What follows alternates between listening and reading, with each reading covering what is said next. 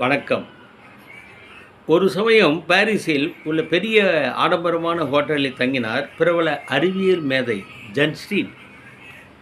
ஊரை சுற்றி பார்க்கும் ஆசையில் ஹோட்டலை விட்டு இறங்கி நடக்க ஆரம்பித்தவர் வேடிக்கை பார்த்தபடியே ரொம்ப தூரம் போய்விட்டார்.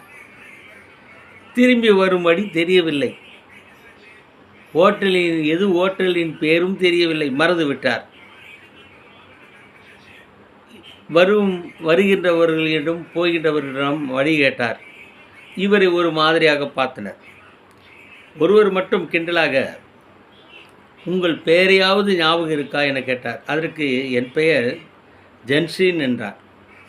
இவர் பெயர் உலகம் முழுவதும் பரவியிருந்த நேரம் அது.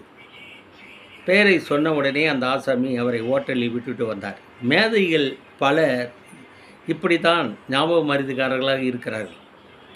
அதே போலதான் மாமேதை நமது ஸ்டாலின் அவர்கள் போக்குவரத்து தொழிலாளர்களுக்கு கொடுத்த வாக்குறுதியை கூட மறந்திருப்பாரோ? வணக்கம்.